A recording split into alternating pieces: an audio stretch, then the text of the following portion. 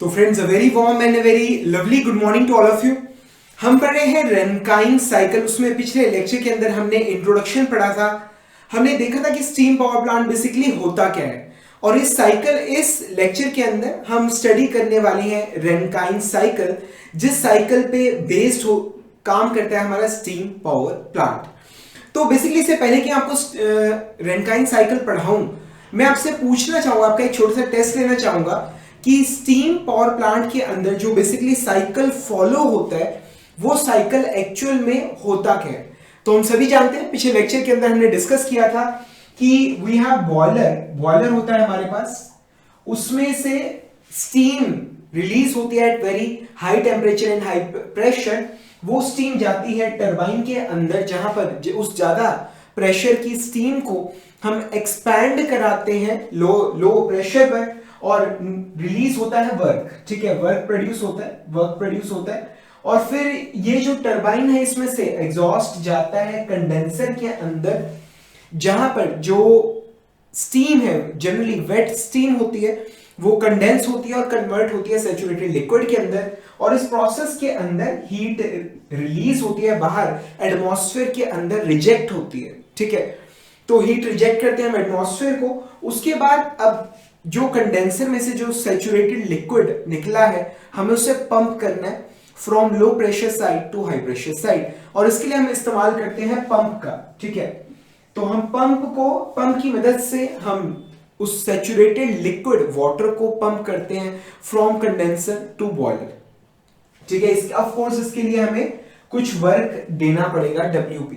ठीक है, और बॉयलर के अंदर फिर से हम हीट सप्लाई करेंगे Q1, यहां पर कंडेंसर में हम हीट रिजेक्ट करेंगे Q2। ठीक है, तो पिछले लेक्चर का ये बेसिकली कंक्लूजन है जो हमने पिछले लेक्चर के अंदर हमने पढ़ा था।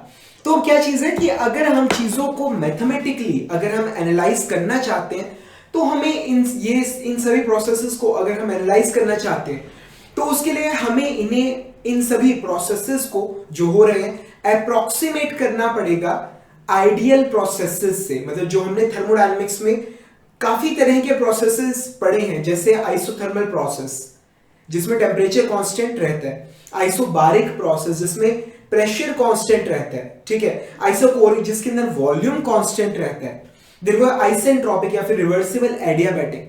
बहुत सारी तरह के प्रोसेसेस हमने स्टडी किए हैं, और हमें ये जो प्रोसेसेस हैं इनको उन प्रोसेसेस से अप्रोक्सीमेट करना पड़ेगा। उसका कारण ये है कि जो फॉर्मूले हमने डेवलप कर रखे हैं वो आइडियल प्रोसेसेस के लिए कर रखे हैं। जो भी फॉर्मूले हैं वर्क डन या किसी भी चीज के, वो फॉर्मूले हमने उन आइडियल प्रोसेसेस के लिए कर रखे हैं। तो अगर हम इन प्रोसेसेस को अप्रोक्सीमेट कर लें तो चीजें काफी आसान हो जाएंगी। ठीक है, तो जब अप्रोक्सीमेशन की बात आती है, तो सबसे पहली चीज जो हमें एज्यूम करनी होगी, that is we have to assume that all these processes they are reversible। ठीक है, मतलब सबसे पहली चीज ये जो आपको एज्यूम करनी होगी कि आपको इन प्रोसेसेस को रिवर्सिबल एज्यूम करना होगा। और रियलिटी मतलब रियलिटी के अंदर ये जो प्रोसेसेस हैं ये कहीं रिवर्सिबल प्रोसेसेस के कहीं आसपास भी नहीं है। ठीक है, but still we have to assume all these processes to be reversible. हाँ जी, क्या आप रीजन बता सकते हो? मे भी शायद कुछ लोगों ने बता दिया हो क्या कि जितने भी फॉर्मूले हमने डेवलप किए थर्मोडायनेमिक्स के अंदर, जो भी हमने स्टडी परफॉर्म की है, वो सारी की सारी स्टडी हमने परफॉर्म की है सिर्फ रिवर्सिबल प्रोसेसेस के लिए। क्या आपने मतलब थर्मोडायनेमिक्स के अंदर इरिवर्सिबल कांस्टेंट टेम्परेचर प्रोसेस या इरिवर्सिबल कांस्टेंट वॉल्यूम प्रोसेस या किसी प्रोसेस के लिए कोई फॉर्मूला डेवलप किया है, या आपने मतलब ये term irreversible process constant temperature constant volume, क्या ये आपने देखी है थर्मोडायनेमिक्स में? नहीं। तो अगर हमें इसे एनालाइज करना है, तो सबसे पहली चीज जो हमें माननी होगी, that is all these processes they are reversible.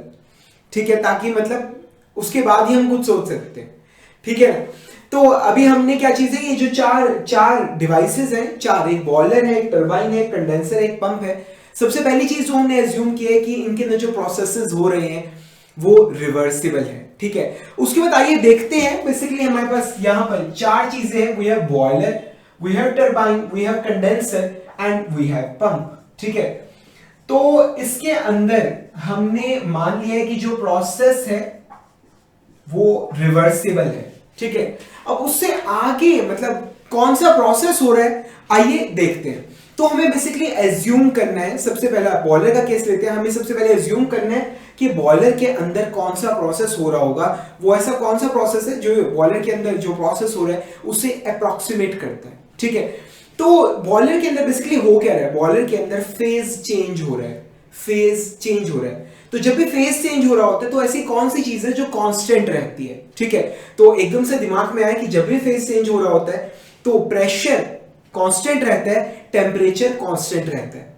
तो जो सबसे पहली चॉइस जो दिमाग में आती है, दो चॉइसेस जो आती हैं, आप बॉयलर के अंदर हो रहे प्रोसेस को अप्रोक्सीमेट कर रहे हो, तो सबसे पहली जो दो चॉइसेस दिमाग में आती है, either it can be assumed as a constant pressure process और it can be assumed as a constant temperature process, ठीक है। पर मैं आपको एक और सच्चाई बताता हूं कि बॉयलर के अंदर सिर्फ फेज चेंज ही नहीं हो रहा, कुछ और प्रोसेसेस भी हो रहे हैं, ठीक है। आगे के जैसे हम चलेंगे तो आपको पता चलेगा कि जैसे सपोज कीजिए ये बॉयलर है, ये इसकी एंट्री है और ये इसकी एग्जिट है, ठीक है। तो बेसिकली क्या चीज है, इस बॉयलर के अंदर तीन मतलब हिस्से हैं, इस बॉयलर के तीन हिस्से हैं, ठीक है। ये इसका पहला हिस्सा है, ये इसका दूसरा हिस्सा और ये इसका तीसरा हिस्सा है।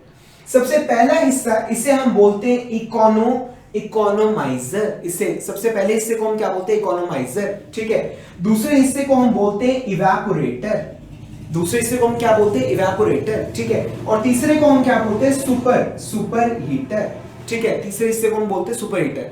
तो बेसिकली इकोनोमाइजर के अंदर क्या होता है, इकोनोमाइजर के अंदर जो रूम टेम्परेचर पे वाटर है या फिर जो कंडेंसर से जो लिक्विड वाटर निकल रहा है, आप उसे गर्म करके सैचुरेशन टेम्परेचर तक लेके जाते हो, ठीक है। तो इकोनोमाइजर के अंदर मतलब सपोज कीजिए डेली लाइफ के अंदर it's just like, daily life के अंदर आप गैस पे पानी गर्म करते हो, पानी को बॉयल करते हो, ये भी एक बॉयलर है, ठीक है। अब पानी को कितने टेम्परेचर पे बॉयल करते हो, पानी water at atmospheric pressure water boils at 100 degree Celsius, ठीक है। तो अब रूम टेम्परेचर पे जो वाटर है 25 डिग्री सेल्सियस पे, 30 पे, 40 पे जो वाटर है, पहले हम उसे गर्म करेंगे सैचुरेशन टेम्परेचर तक विच इज 100 डिग्री सेल्सियस। तो ये काम जो है, ये काम हम इकोनोमाइजर के अंदर करते हैं, इकोनोमाइजर, ठीक है। उसके बाद आता है फेज चेंज का प्रोसेस जो कि होता है इवेपोरेटर के अंदर, ठीक है। और उसके बाद इवेपोरेटर से जो सैचुरेटेड स्टीम निकलती है वो स्टीम जाती है सुपर हीटर के अंदर, जिसके अंदर हम सैचुरेटेड स्टीम को और गर्म करके उसका टेम्परेचर और बढ़ाते हैं, उसे सुपर हीटेड स्टीम में कन्वर्ट करते हैं, ठीक है।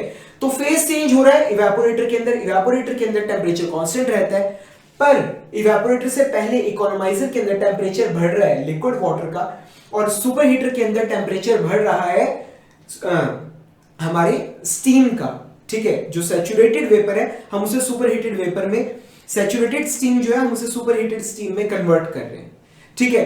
तो ओवरऑल देखा जाए इवेपोरेटर के अंदर टेम्परेचर कांस्टेंट रहता है, पर पूरे बॉयलर के अंदर टेम्परेचर कांस्टेंट नहीं रहता है, ठीक है। तो so friends the best option is constant pressure process. समझ आया, क्लियर हुआ, ठीक है। और आप क्या कर रहे हो, बॉयलर के अंदर आप बेसिकली वाटर के अंदर हीट ऐड कर रहे हो, वाटर के अंदर आप हीट ऐड कर रहे हो, ठीक है।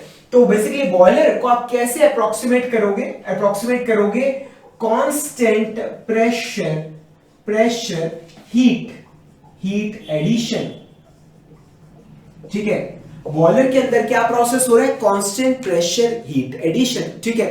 And quite similar is with condenser, condenser के साथ भी कुछ ऐसा ही हो रहा है।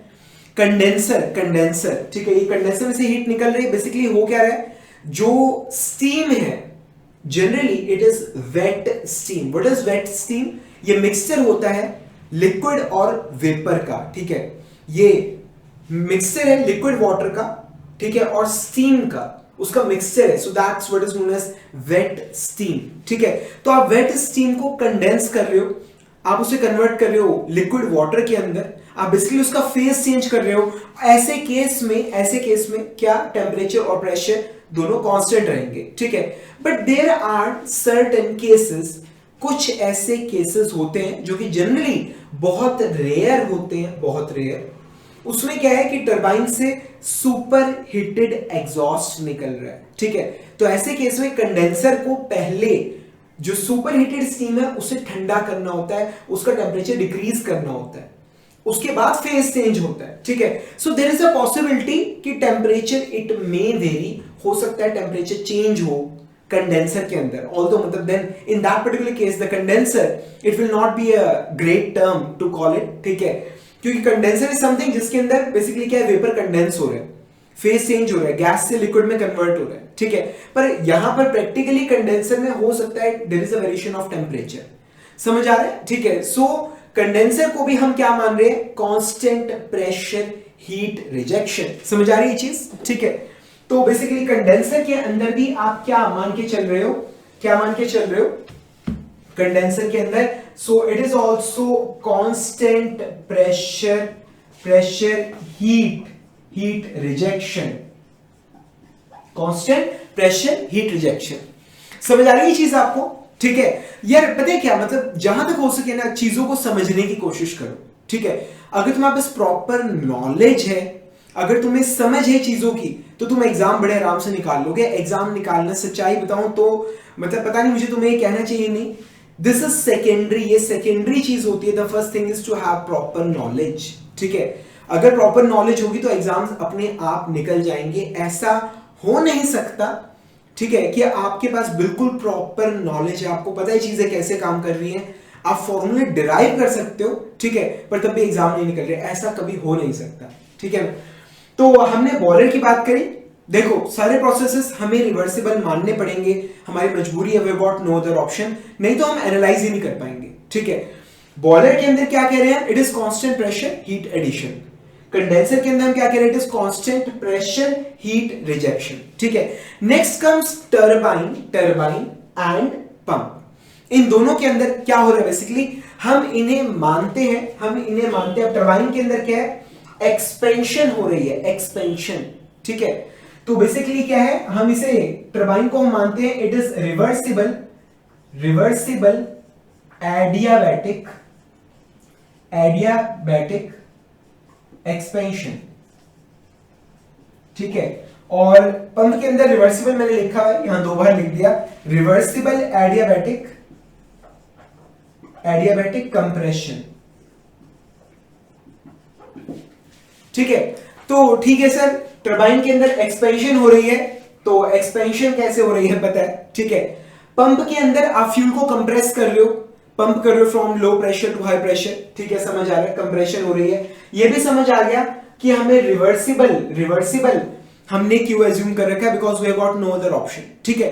पर सर एक बात नहीं समझ आई, आपने एडियाबैटिक कैसे मान लिया, आपने एडियाबैटिक कैसे माना, ठीक है, बिल्कुल सही क्वेश्चन है, एडियाबैटिक कैसे माना है। हम सभी के घरों में मतलब पानी की मोटर होती है, जो बेसिकली क्या है, पानी को हम वाटर टैंक जो हमारे छत के ऊपर है उसको फिल करने के लिए यूज करते हैं। एंड वी ऑल नो कि जब भी मोटर चलती है वो गर्म हो जाती है, गर्म होने का मतलब है कि उसमें से गर्मी निकल रही है। तो बेसिकली वो जो पानी की मोटर है, इट इज द पंप, वो एक तरह का पंप है, और जब भी वो पानी को पंप कर रहा है वो गर्म हो रहा है, ठीक है। So how we can assume, हम कैसे एज्यूम कर सकते हैं कि ये प्रोसेस एडियाबैटिक है, हालांकि हम जानते हैं कि पंप में से भी गर्मी बाहर निकल रही है, और जो टरबाइन जब चल रही होगी, टरबाइन के अंदर जब स्टीम एक्सपैंड कर रही होगी at really very high temperatures, मतलब मैंने नहीं देखी टरबाइन, और मेजॉरिटी लोगों ने, मतलब आप लोगों ने भी रियलिटी में नहीं देखी होगी, पर मतलब इतना तो दिमाग दिल इतना तो कह ही रहा है कि उसके अंदर से भी गर्मी निकल रही होगी बाहर, ठीक है। तो टरबाइन में से भी गर्मी निकल रही होगी, पंप में से गर्मी निकल रही होती है, हमने अपने घर की पानी की मोटर में देखा है। So how we can assume the process to be adiabatic, ठीक है, it's really very simple. Actually जो पंप है और जो टरबाइन है, they are handling very large amount of water, very large quantity of water, ठीक है। जो पंप है वो बहुत ज्यादा क्वांटिटीज के अंदर पानी को पंप कर रहा है, और जो टरबाइन है उसके अंदर बहुत ज्यादा क्वांटिटीज के अंदर स्टीम एक्सपैंड हो रही है, ठीक है। तो बेसिकली क्या है, जब आप वैल्यू निकालते हैं, बेसिकली सपोज कीजिए कि Q is the amount of heat जो निकल रही है टरबाइन में से, लीक आउट कर रही है, या फिर Q is the amount of heat जो निकल रही है हमारी पानी की मोटर में से, वाटर के पंप में से, ठीक है। अब क्या is the amount of heat जो पर सेकेंड निकल रही है बाहर, divided by m, what is M? M is the mass flow rate. एक सेकेंड के अंदर कितनी स्टीम टरबाइन में एक्सपैंड कर रही है, या एक सेकेंड के अंदर कितना मास जो है वो, जो हमारा पंप है, वाटर का पंप, वो पंप कर रहा है, ठीक है। M is the mass flow rate, ठीक है। तो जब आप Q डिवाइडेड बाय एम निकालोगे, मास flow rate steam power plant में, रनकाइन साइकिल में, एक्चुअल के अंदर मास फ्लो रेट इतना ज्यादा होता है, इतना ज्यादा होता है क्या, कि Q हीट जो निकल रही है पर सेकेंड डिवाइड बाय मास जो सर्कुलेट हो रहा है पर सेकेंड, जब आप ये रेशो निकालते हो, it comes out to be negligible. ये रेशो क्या है? ये नेग्लिजिबल निकलती है, ठीक है। बेसिकली क्या चीज है, घर की पानी की मोटर चल रही है, ठीक है, आप मोटर को बंद कीजिए और बंद करने के बाद एकदम से मोटर को हाथ लगा के देखिए, वो बहुत ज्यादा गर्म होगी, पर इतनी गर्म नहीं होगी कि हाथ ही जल गया, ठीक है। इतनी ज्यादा गर्मी भी नहीं होती, ठीक है। बंद करने को इसलिए कहा है, कहीं मतलब मोटर के अंदर करंट ना आ रहा हो, ठीक है। सो मतलब सेफ साइड रखने के लिए। तो पानी की मोटर बहुत ज्यादा तेज गर्म होगी, पर इतनी भी गर्म नहीं कि हाथ जल जाए, ठीक है ना। तो बेसिकली क्या चीज है, उसमें से जो गर्मी निकल रही है, अगर आप घर की पानी की मोटर की बात कर रहे हो, अगर आप उसे डिवाइड करें, जो हीट पर सेकेंड निकल रही है, डिवाइडेड बाय जितना पानी की क्वांटिटी मोटर पंप कर रही है, अगर आप निकालेंगे क्या, divided by M, the amount of heat जो लीक आउट हो रही है बाहर एटमॉस्फेयर के अंदर per unit mass of water, it is negligible, it is approximately zero. तो मास फ्लो रेट इतना ज्यादा है कि हीट इंटरेक्शन का टाइम ही नहीं लगता। समझ आ रही चीज? सो दैट्स व्हाई सारी कैलकुलेशन हम करेंगे पर यूनिट मास। सारी कैलकुलेशन हम कैसे करेंगे? पर यूनिट मास, ठीक है। सो दैट्स व्हाई मतलब पर यूनिट मास देखते हो तो हीट जो निकल रही है, it is negligible, so that's why we assume it to be adiabatic. समझ आया? ठीक है। तो टरबाइन में क्या हो रहा है? रिवर्सिबल एडियाबैटिक एक्सपेंशन, और पंप में क्या है? रिवर्सिबल एडियाबैटिक कंप्रेशन, ठीक है। एंड आप ऑलरेडी जानते हो कि रिवर्सिबल एडियाबैटिक क्या होता है। Reversible adiabatic, it is also known as isentropic process. Thermodynamics से पढ़ाया था ना, ठीक है। Reversible adiabatic process, it is also known as isentropic process. छोटे से टेस्ट लूं, आइसेंट्रोपिक प्रोसेस क्या हमेशा रिवर्सिबल एडियाबैटिक होता है? नहीं, जरूरी नहीं है, ठीक है। ये सारी चीजें मैंने आपको थर्मोडायनामिक्स में पढ़ाई थी, ठीक है ना। पता है क्या मतलब ह्यूमन नेचर कैसे काम करते हैं? मतलब टीचर ने कह दिया कि सारा कुछ मैंने थर्मोडायनामिक्स में पढ़ाया था, तुमने पढ़ नहीं रखा, तुम्हें आता नहीं, तो तुम्हारा माइंड ना ये कह देगा कि यार अब आगे जो चीजें मतलब सर पढ़ाएंगे वो सारी सर ने पहले थर्मोडायनामिक्स में पढ़ाई थी, तो अब वो समझ नहीं आएंगी ना। मेरे भाई ऐसा कुछ नहीं है। मेरी बड़ी खास बात है, मतलब जो जो चीज तुम्हें चाहिए यहां पर वो सारा कुछ मैं तुम्हें बताऊंगा, ठीक है। तो तुम बिल्कुल मतलब तुम सबसे पहला सब्जेक्ट तुम स्टीम जनरेशन एंड पावर पढ़ रहे हो, रैनकाइन साइकिल, सबसे पहला टॉपिक जो तुम मुझसे पढ़ रहे हो रैनकाइन साइकिल है, तुम्हें सब कुछ समझ आ जाएगा। You just don't need to worry and I promise you I will make you fall in love with Rankine cycle. और जब भी मतलब किसी इंटरव्यू में जाओगे, कोई तुमसे पूछेगा what is your favourite subject, ठीक है, वो सब्जेक्ट पूछ रहे हो, तुम क्या बोल रहे हो? रैनकाइन साइकिल, ठीक है। So you just don't need to worry, मतलब रैनकाइन साइकिल का एक्सपर्ट मैं तुम्हें बना के दूंगा। The only thing is you watch the complete videos बिना डिस्टर्बेंस के, फोकस से सारी वीडियोस देख रहे हो, नोट्स बना रहे हो, डेरिवेशंस जो मैं करवा रहा हूँ ये सारी, ये डेरिवेशंस तुम खुद कर रहे हो, प्रीवियस ईयर न्यूमेरिकल्स कर रहे हो सके तो बुक के एग्जांपल्स भी कर रहे हो, एंड ऑफ कोर्स पायरेसी मत करना है, पायरेसी मत करना, ठीक है। मतलब I take complete responsibility of Rankine cycle. एक एक क्वेश्चन मैं खुद निकलवा के दूंगा तुम्हारे दिमाग में आके, ठीक है ना। सो तुम्हें अब समझ आ गया कि हमने किस प्रोसेस को क्यों और कैसे हमने क्या एज्यूम किया, ये चीज समझ आ गई, ठीक है। सो फ्रेंड्स बेसिकली क्या होता क्या है कि स्टीम पावर प्लांट में ये 4 प्रोसेसेस हो रहे हैं।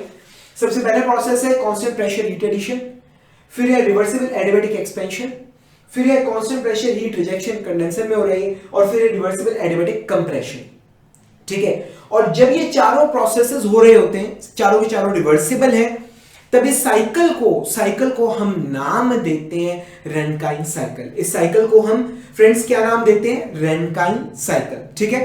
तो रैनकाइन साइकिल में 4 प्रोसेसेस हैं, 2 कांस्टेंट प्रेशर प्रोसेसेस हैं, 2 रिवर्सिबल एडियाबैटिक या फिर आइसेंट्रोपिक प्रोसेसेस हैं। क्लियर है यहां तक? ठीक है।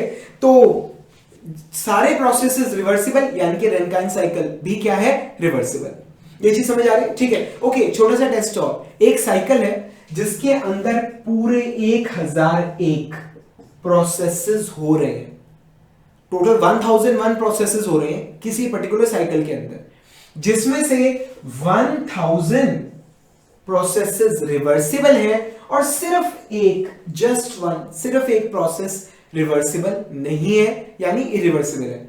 अब आप मुझे बताइए कि क्या ये साइकिल रिवर्सिबल होगी या नहीं। तो मतलब एक तो चलता है, ये चीज यहां पे नहीं चलती, ठीक है। मतलब एक साइकिल तभी रिवर्सिबल होती है जब जितने भी प्रोसेसेस हैं वो सारे के सारे रिवर्सिबल होते हैं। तो अगर एक भी प्रोसेस है ऐसा जो इरिवर्सिबल है, ऐसे में साइकिल रिवर्सिबल नहीं होगी, it will be an irreversible cycle. समझ आ रही है चीज, क्लियर हो रही है, ठीक है। तो ये आइए अब मैं आपको एक बेसिक सा डायग्राम ड्रॉ करके बताता हूं, थोड़ा और डिटेल के अंदर। वैसे ही ऐसा ऐसा डायग्राम हमने पिछली बार भी स्टडी किया था, पर इस बार मैं उसमें इंट्रोड्यूस कराता हूं इकोनोमाइजर, इवेपोरेटर और सुपर हीटर, ठीक है। तो बेसिक डायग्राम पिछली बार भी मैंने ड्रॉ किया था ये, ठीक है। So what is happening here is, हमारे पास ये यहां पर बॉयलर है, बॉयलर, ठीक है, ये बॉयलर है। यहां पर वो कह रहा है कि यहां पर हमारे पास एक फर्नेस है, इसमें अंदर जा रही है फ्यूल, फ्यूल अंदर जा रहा है, एयर अंदर जा रही है, ठीक है। और इससे निकलेंगे हमारे पास फ्लू गैसेस, ठीक है, इससे फ्लू गैसेस निकलेंगी, बॉयलर के अंदर जाएंगी, ठीक है। और यहां नीचे से फ्लू गैसेस या बेटर से एग्जॉस्ट गैसेस बाहर निकलेंगे, एग्जॉस्ट। समझ आ रहे हैं यहां तक, क्लियर है, ठीक है।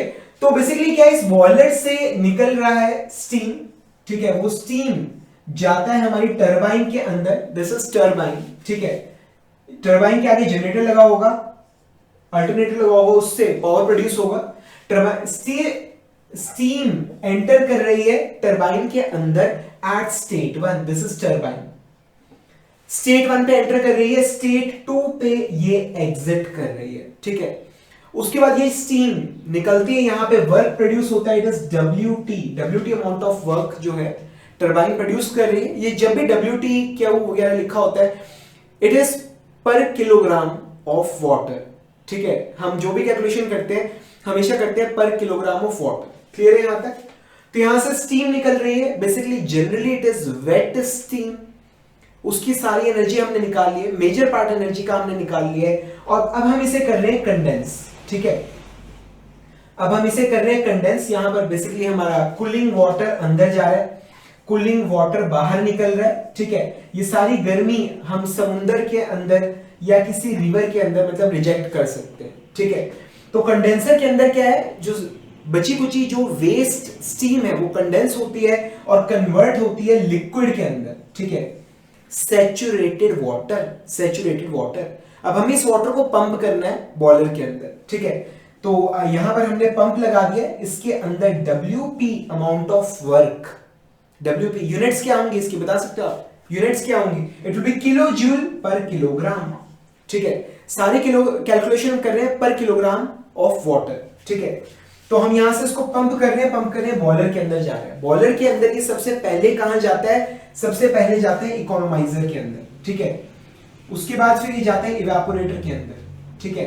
उसके बाद ये जाता है सुपर हीटर के अंदर, वहां से निकल के फिर ये कहां जाता है, फिर ये जाता है हमारी टरबाइन के अंदर, ठीक है।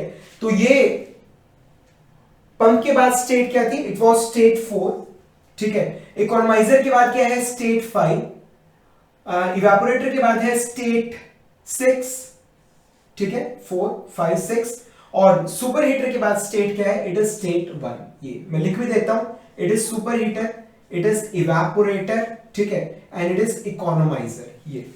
ये चीज क्लियर हो रही है। और यहां से जो एग्जॉस्ट गैस चल रही है ये, ठीक है, सपोज कीजिए यहां पर वो स्टेट A पर है, फिर थोड़ी ठंडी हो जाती है, यहां पे वो B पर है, थोड़ी और ठंडी होती है, यहां पे C पर है, और फिर निकल जाती है स्टेट D पर। ये चीज समझ आ रहा है, ठीक है। सारा कुछ मतलब हमने मतलब थर्मोडायनामिक्स से एक आइडिया लिया है, या हीट एक्सचेंजर्स के अंदर हमने आइडिया लिया था काउंटर फ्लो हीट एक्सचेंजर का। आपने कुछ नोटिस किया, एग्जॉस्ट गैस, गर्मा गर्म जो एग्जॉस्ट फ्लू गैसेस हैं बिल्कुल हॉट, वो यहां से एंटर कर रही हैं, वाटर हमारा यहां से एंटर कर रहा है। So basically it is a counter flow heat exchanger. इधर से गैस ठंडी हो रही है इस तरफ, वाटर गर्म हो रहा है उस तरफ, लाइक दैट। क्लियर हो रही है ये चीज? सो this is the basic structure. तो आइए, अब हमें न्यूमेरिकल्स वगैरह सॉल्व करने होते हैं, उसके लिए हमें चाहिए होते हैं डायग्राम्स। तो 3 तरह के डायग्राम्स हम स्टडी करेंगे। The first one is the PV diagram, दूसरा is TS diagram and the third one is the HS diagram. ठीक है, so it's really very simple. सबसे पहले आइए हम पीवी डायग्राम ड्रॉ करते हैं। So this is pressure, this is volume, PV diagram. ये सारा कुछ मैंने आपको पढ़ाया था जब मैंने आपको थर्मोडायनामिक्स में प्योर सब्सटेंसेस पढ़ाया था। नहीं भी पढ़ा कोई दिक्कत नहीं है, अभी बता दूंगा। ठीक है, तो यहां पर ये वेपर डोम हमने ड्रॉ किया। दिस इज वेपर डोम, कुछ ऐसी मतलब शेप होती है। अब ये वेपर डोम क्या होता है, इस डोम के इस तरफ है लिक्विड, इस तरफ है वेपर, और इसके यहां पर है लिक्विड प्लस वेपर का मिक्सचर। ठीक है, this is our saturated liquid line, this is our saturated vapour line. ये चीज आपको क्लियर है? अब क्या हो क्या रहा है, हम बेसिकली क्या चीज है, हम लिक्विड को गर्म कर रहे हैं, हम बेसिकली बॉयलर के अंदर हम वाटर को गर्म कर रहे हैं कांस्टेंट प्रेशर पर। ठीक है, so the process it shows something like this, ये इस तरह से ये चीज। सो this is state 1, this is state 2, this is state 3, this is state 4, this is 5 and this is 6। ये ठीक है, तो क्या चीज है, आप यहां पे देख रहे हो, ये दिस इज प्रेशर एक्सेस। तो 4 से लेकर 1 तक, कहां से लेकर कहां तक, 4 से लेकर 1 तक ये प्रोसेस हो रहा है बॉयलर के अंदर। तो ये है, दिस इज अवर स्टेट 4 पे बॉयलर के अंदर एंटर कर रहा है economiser, evaporator, super heater, and this is state 1, 4 से लेकर 1 तक। ठीक है, ये सारा बॉयलर है। ठीक है, 4 से लेकर 1 तक ये बॉयलर है। उसके बाद क्या हो रहा है, रिवर्सिबल एडियाबैटिक या फिर आइसेंट्रोपिक एक्सपेंशन, और ये हो रहा है टरबाइन के अंदर। ठीक है, तो 1 से लेकर 2 तक आपने रिवर्सिबल एडियाबैटिक लाइन ड्रॉ की है पीवी डायग्राम पर, and it looks something like this, कुछ इस तरह से दिख रही है। क्लियर है यहां तक? 2 से लेकर 3 तक क्या हो रहा है, again constant pressure heat rejection, constant pressure, pressure it remains constant, horizontal line है, फेज चेंज हो रहा है, जो वेपर है वो लिक्विड में कन्वर्ट हो रहा है, वॉल्यूम डिक्रीज करेगा। So it is constant pressure heat rejection, volume decrease कर रहा है। उसके बाद आप क्या करें, रिवर्सिबल एडियाबैटिक कंप्रेशन। ठीक है, ये आपने reversible adiabatic process, isentropic process आपने ड्रॉ किया। क्लियर है यहां तक? So friends, this is the PV diagram, ये आपको पता होना चाहिए। ठीक है, गौर करने वाली बात क्या है, ये देख रहे हो यहां पर at this point we have saturated liquid, at this point we have saturated vapour. सही है, पॉइंट 1 पे क्या है, सुपर हीटेड वेपर। ठीक है, और पॉइंट 4 पे क्या है, सब कूल्ड लिक्विड। ठीक है, सब कूल्ड लिक्विड, ये नाम होते हैं जो बेसिकली लिक्विड रीजन के अंदर जो पॉइंट है दैट इज सब कूल्ड लिक्विड, और जो लाइन के ऊपर लिक्विड है दैट सैचुरेटेड लिक्विड, लाइन के ऊपर जो वेपर है दैट सैचुरेटेड वेपर, और वेपर रीजन के अंदर जो वेपर है दैट सुपर हीटेड वेपर। सही है, तो 4 से लेकर 5 तक ये प्रोसेस कहां हो रहा है, लिक्विड गर्म हो रहा है, ये हो रहा है इकोनोमाइजर के अंदर। 5 से लेकर 6 तक ये प्रोसेस फेज चेंज हो रहा है, ये हो रहा है इवेपोरेटर के अंदर, और 6 से लेकर 1 तक ये प्रोसेस कहां हो रहा है, ये हो रहा है सुपर हीटर के अंदर। ठीक है सर, ये पॉइंट 1 प्लॉट कैसे किया आपने, ये नहीं समझ आया। ठीक है, ये पॉइंट 1 कैसे प्लॉट किया, किसी पॉइंट को प्लॉट करने के लिए आपको 2 चीजें पता होनी चाहिए। प्रेशर हमें मालूम है, ठीक है, कि बॉयलर का प्रेशर कितना है वो हमें मालूम है, प्लस हमें क्या पता होगा, स्टेट 1 पे, जिस स्टेट पे जो हमारी स्टीम है वो टरबाइन के अंदर एंटर कर रही है, उस स्टेट का टेम्परेचर। ठीक है, तो हम इस पीवी डायग्राम पे कांस्टेंट टेम्परेचर लाइन हम ड्रॉ करते हैं। ठीक है, सो कांस्टेंट टेम्परेचर लाइन जब आप ड्रॉ करते हो, ठीक है, ये it is something like this, कुछ इस तरह से ये होती है, कुछ इस तरह से अप्रोक्सीमेटली होती है। तो बेसिकली आप इस पर्टिकुलर टेम्परेचर T1 वाली जो लाइन है, ठीक है, और जो प्रेशर है P1, वो जहां पे दोनों मिलते हैं दैट इज अवर पॉइंट 1। ठीक है, तो हमें पता होता है, क्वेश्चन में दे रखा होता है कि टरबाइन के अंदर स्टीम एंटर कर रही है एट इतने pressure, at this pressure and at this temperature. तो 2 चीजें पता है, you can plot the point. ठीक है, अब यहां से आपको लोअर प्रेशर मालूम है, आपने हॉरिजॉन्टल लाइन आपने ड्रॉ कर रखी है। अब इस पॉइंट से आप एक रिवर्सिबल एडियाबैटिक लाइन आप एक ड्रॉ करते हो, वो यहां पे जाके मिलेगी पॉइंट 2 पे। गौर करने वाली बात ये कि जो पॉइंट है वो वेपर डोम के अंदर लाई कर रहा है, लिक्विड प्लस वेपर रीजन में लाई कर रहा है. So the point, this is basically wet steam. ये सैचुरेटेड लिक्विड और वेपर दोनों का मिक्सचर है. ठीक है, अब उसके बाद आप यहां पर इस क्या कर रहे हो, हीट निकाल रहे हो, आप कंडेंस कर रहे हो. तो 2 से लेकर 3 तक कंडेंसेशन हो रही है. ऑफ कोर्स हम सभी जानते हैं कि वेपर का वॉल्यूम ज्यादा होता है, लिक्विड का वॉल्यूम कम होता है, तो वॉल्यूम डिक्रीज कर रहे हैं. ठीक है, तो अल्टीमेटली हम कहां तक इसको ठंडा करते हैं, हम इसे बनाते हैं सैचुरेटेड लिक्विड में, और उसके बाद हम इसे पंप करते हैं इन अ रिवर्सिबल एडियाबैटिक मैनर. समझ आ रहे हैं यहां तक? ठीक है. So friend, this is PV diagram. ठीक है, अब आइए ड्रॉ करते हैं टीएस डायग्राम. और यकीन मानिए ये वो डायग्राम है जो सबसे ज्यादा इस्तेमाल होगा when it comes to Rankine cycle में. तो मुझे ऐसा लग रहा है कि रेनकाइन साइकिल के सभी न्यूमेरिकल्स इसी डायग्राम से सॉल्व होंगे. ठीक है, तो आइए देखते हैं कि रेनकाइन साइकिल टीएस डायग्राम पे किस तरह से रिप्रेजेंट की जाती है. It is extremely important. आपकी एक्सपेक्टेशन से डायग्राम बहुत ज्यादा इंपॉर्टेंट है. So this is temperature. ठीक है, यहां पर है temperature and here we have entropy. Again वही चीज, वेपर डोम ड्रॉ करेंगे. So vapour dome on TS diagram, it is something like this. ये आ गया हमारा क्रिटिकल पॉइंट. ठीक है, सबसे ऊपर ये है सैचुरेटेड लिक्विड लाइन, ये सैचुरेटेड वेपर लाइन जाके कहां मिल रहे हैं, क्रिटिकल पॉइंट पर. ठीक है, अब क्या चीज है, हमें मालूम है कि बॉयलर के अंदर क्या प्रेशर है, वी नो दैट.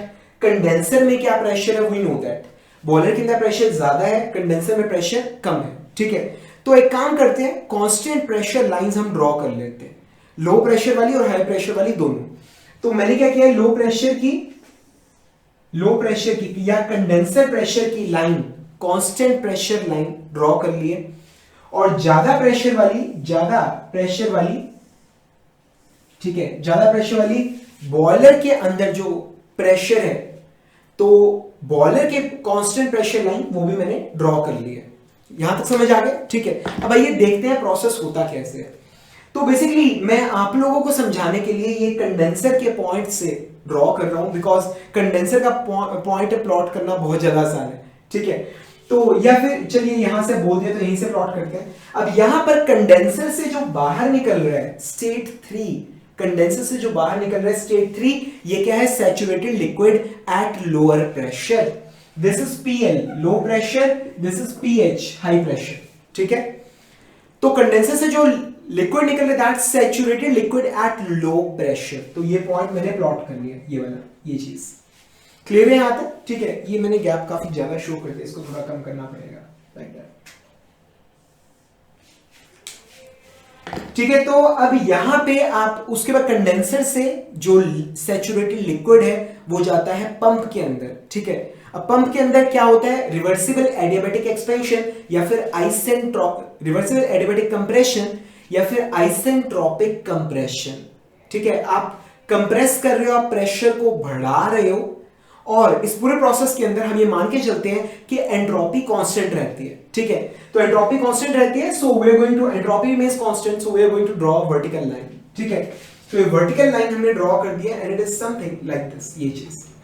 तो ये है पॉइंट नंबर 3. यहां से हमने कंप्रेस किया है, प्रेशर को बढ़ाया है, फ्लूइड का प्रेशर हमने इंक्रीज किया है फ्रॉम 0.3 टू 0.4.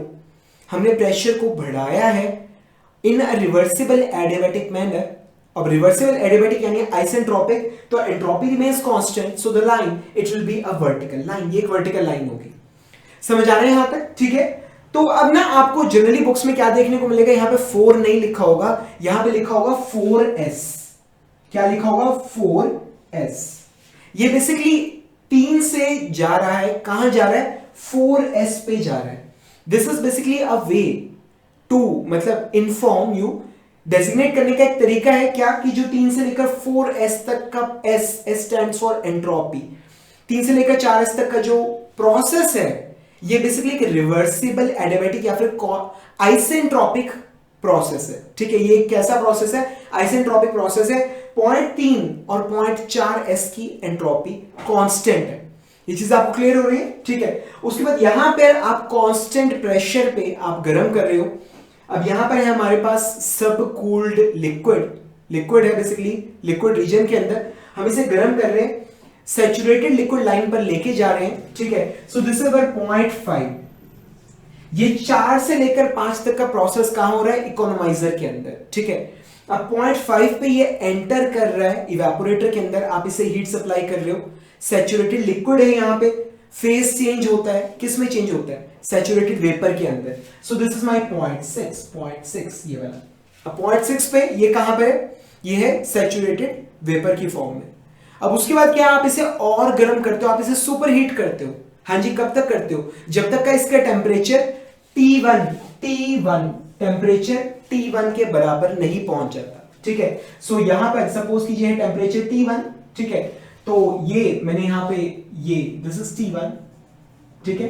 तो ये this is a horizontal line, ये भी एक हॉरिजॉन्टल लाइन है। मुझे मालूम है कि सिमेट्री नहीं बन रही, इस तरह से लग रहा है कन्वर्ज हो रही है, दोनों ही लाइंस हॉरिजॉन्टल है, दोनों ही पैरेलल है, ठीक है। तो ये आ गया, ये दिस इज टेम्परेचर T1। तो जहां पे प्रेशर और टेम्परेचर मालूम है, ये पॉइंट हमने प्लॉट कर लिया, दिस इज अवर 0.1, ये है हमारा 0.1। ये वो पॉइंट है जिस पॉइंट पर, जिस स्टेट पर जो स्टीम है वो एंटर करती है टरबाइन के अंदर, ठीक है। अब टरबाइन के अंदर क्या हो रहा है? टरबाइन के अंदर हो रहा है रिवर्सिबल एडियाबैटिक या फिर आइसेंट्रोपिक एक्सपेंशन हो रही है, and entropy remains constant. So we are going to draw a vertical line. हम एक वर्टिकल लाइन ड्रॉ करेंगे, और ये हमने वर्टिकल लाइन ड्रॉ किया लाइक दिस। ये एक्सपैंड कराएंगे हम from high pressure to low pressure, expand करा रहे हैं, this is a vertical line. और ये आ गया हमारा स्टेट 3। स्टेट 3 बेसिकली क्या है? स्टेट पे टरबाइन में से स्टीम निकल रही है और कंडेंसर के अंदर जा रही है, ये चीज, ठीक है। ओके नहीं, स्टेट 2 आएगा, sorry, this is 0.2, this is अवर 0.2, ठीक है। ये स्टेट 2, ये क्या चीज है? टरबाइन में से स्टीम निकल रही है और कंडेंसर में जा रही है। और 2 से लेकर 3 तक क्या है? कांस्टेंट प्रेशर हीट रिजेक्शन, ठीक है। तो कांस्टेंट प्रेशर पे हीट रिजेक्ट होगी, कंडेंसर से गर्मी बाहर निकलेगी। कितनी गर्मी बाहर निकलेगी? Q2 अमाउंट ऑफ हीट जो है रिजेक्ट होगी फ्रॉम 2 से लेकर 3 तक, 2 से 3, ठीक है। ये 1 से 2, ये लाइक दैट, इस तरह से, लाइक दैट, ये चीज मालूम है ना। Power producing cycles PV diagram पे और टीएस डायग्राम पे क्लॉकवाइज होती है, याद रखना, ये चीज काम आएगी, ठीक है। पावर को प्रोड्यूस करने वाली जो साइकिल्स हैं वो पीवी डायग्राम पे और टीएस डायग्राम पे क्लॉकवाइज होती है, जैसे कि यहां पे नजर आ रहा है, देख रहे हो ये साइकिल कैसे चल रहा है? क्लॉकवाइज चल रहा है। So this is the power producing cycle. इससे पिछले साइकिल में पीवी डायग्राम पे ड्रॉ किया था, वहां पे भी नंबरिंग देखना, 1 2 3 4 5 6 1 नंबरिंग देखना, it is also clockwise cycle. समझ आ रहा है यहां तक? ठीक है। अगर भाई तुम्हें ये डायग्राम समझ आ गया ना, तो ये समझ लो कि आधे न्यूमेरिकल तुमने निकाल लिए, आधे न्यूमेरिकल, 50% न्यूमेरिकल इस डायग्राम पे बेस्ड आएंगे। बता देता हूं, ये 4 से लेकर 1 तक, 4 से लेकर 1 तक क्या है? तुम हीट सप्लाई कर रहे हो, Q1, ठीक है। 1 से लेकर 2 तक वर्क प्रोड्यूस हो रहा है, WT amount of work system के बाहर जा रहा है, ठीक है। उसके बाद 2 से लेकर 3 तक हीट रिजेक्ट हो रही है, कितनी? Q2। 3 से लेकर 4 तक पंप है, आप वर्क इनपुट कर रहे हो, वर्क कितना अंदर जा रहा है? दैट इज WP, ठीक है। तो उसके बाद फिर 4 से लेकर 1 तक क्या चीज है? बॉयलर के अंदर हीट सप्लाई हो रही है। वो ये मालूम है आपको, 4 से लेकर 5 तक इकोनोमाइजर, 5 से 6 तक इवेपोरेटर, 6 से लेकर 1 तक सुपर हीटर। ये चीज क्लियर है? ठीक है। अगर तुम्हें डायग्राम समझ आ रहा है भाई, 50% न्यूमेरिकल तुमने ऑलरेडी निकाल लिए, ठीक है ना। जैसे जैसे आगे करेंगे पता लगेंगी चीजें। क्लियर है यहां तक? ठीक है। तो हमने पढ़ा पीवी डायग्राम, हमने पढ़ा टीएस डायग्राम। आइए अब देखते हैं एचएस डायग्राम। अगेन ये डायग्राम हमने डिस्कस किया था जब हमने प्योर सब्सटेंसेस पढ़े थे थर्मोडायनामिक्स के अंदर, और अगर आपको नहीं भी याद है, आपने नहीं भी अगर पढ़ रखा है, कोई दिक्कत नहीं है। तो बेसिकली क्या चीज है, हम पढ़ने वाले हैं एचएस डायग्राम, ठीक है। इसके ऊपर वेपर डोम कैसा दिखता है, थोड़ा सा मतलब शेप वैसी रहती है, और एक बड़ी खास चीज है क्या, कि इस पर क्रिटिकल पॉइंट यहां पे लाई करता है, क्रिटिकल पॉइंट यहां पे लाई कर रहा है। ये चीज क्लियर है? ठीक है। तो बेसिकली क्या चीज है, अब ये एचएस डायग्राम है, this is saturated liquid line, this is saturated vapour line, critical point ये आ गया। अब अगला स्टेप क्या है, जैसे कि हमेशा हो रहा है पिछले दोनों डायग्राम्स के अंदर भी, हम ड्रॉ करेंगे कांस्टेंट प्रेशर लाइन, ठीक है। और constant pressure line HS diagram में कैसी होती है? It is something like this, इस तरह से, इस तरह से। याद है ये पूरा हमने, अगर आपने पढ़ा है तो हमने बहुत डिटेल में स्टडी किया है कि इसकी जो स्लोप है, स्लोप एचएस डायग्राम पे, एचएस डायग्राम पे जो स्लोप है that is basically equal to temperature in Kelvin. याद है ये सारा कुछ? नहीं भी याद तो कोई दिक्कत नहीं है। जैसे यहां पर हमने क्या पढ़ाया था कि यहां पर बेसिकली क्या है कि जैसे ये फेज चेंज हो रहा है, this is liquid region, this is liquid plus vapour and this is vapour. अब फेज चेंज हो रहा है, टेम्परेचर मींस कांस्टेंट। तो होता क्या है कि ये जो कांस्टेंट प्रेशर लाइन है डोम के अंदर, it is basically straight line. ये चीज समझ आ रही है? ये सारा हमने मतलब पहले स्टडी किया है, नहीं भी याद तो कोई दिक्कत नहीं है, ठीक है। तो ये कांस्टेंट प्रेशर लाइन हमने ड्रॉ कर लिया है। This is our lower pressure, this is our higher pressure, ठीक है। दोनों लाइनें हमने ड्रॉ कर ली है। अब क्या चीज है, हम इस पे पॉइंट नंबर 1 प्लॉट करेंगे। टरबाइन की जो इनलेट है ना, इनलेट, वहां पर स्टीम की स्टेट प्लॉट करेंगे। कैसे? हाँ जी बताओ, आप कैसे प्लॉट करोगे? कैसे प्लॉट करोगे? आपको प्लॉट करने के लिए दो पॉइंट्स, दो प्रॉपर्टीज चाहिए, प्रेशर मालूम है और टेम्परेचर मालूम है। आप इस एचएस डायग्राम पे, एचएस डायग्राम पे आप कांस्टेंट टेम्परेचर लाइन देखोगे, कौन से वाली? T1 वाली, ठीक है। तो मे भी हो सकता है वो आपको कुछ इस तरह से हॉरिजॉन्टल नजर आए, हॉरिजॉन्टल लाइन लाइक दिस। तो ये आ गया, ये बेसिकली कौन सी लाइन है? दिस इज T1, ठीक है। सारा मतलब हमने स्टडी कर रखा है, याद है। कांस्टेंट टेम्परेचर लाइंस आगे जाके हॉरिजॉन्टल क्यों हो जाती है? याद है किसी को? हाँ जी बताइए, क्यों हो जाती है? बिकॉज ये सुपर हीटेड रीजन है, super heated region, super heated region यानी कि टेम्परेचर ज्यादा है, सुपर हीटेड रीजन।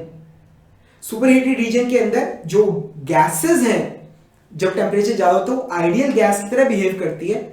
और एक आइडियल गैस की एंथैल्पी, आइडियल गैस की कह रहा हूं, सिर्फ एक ही चीज पर डिपेंड करती है, वो है टेम्परेचर। तो हॉरिजॉन्टल लाइन ये बेसिकली कांस्टेंट एंथैल्पी को डिनोट करती है। और अगर आइडियल गैस के लिए, ideal gas super heated region की बात कर रहा हूं, सिर्फ सुपर हीटेड रीजन की, आइडियल गैस के लिए अगर एंथैल्पी कांस्टेंट तो यानी कि टेम्परेचर कांस्टेंट, ठीक है। टेम्परेचर कांस्टेंट यानी कि एंथैल्पी कांस्टेंट, तो यानी कि मतलब एंथैल्पी कांस्टेंट, टेम्परेचर कांस्टेंट, यानी कि दोनों ही चीजें सुपर हीटेड रीजन के अंदर हॉरिजॉन्टल लाइन से डिनोट की जाती है।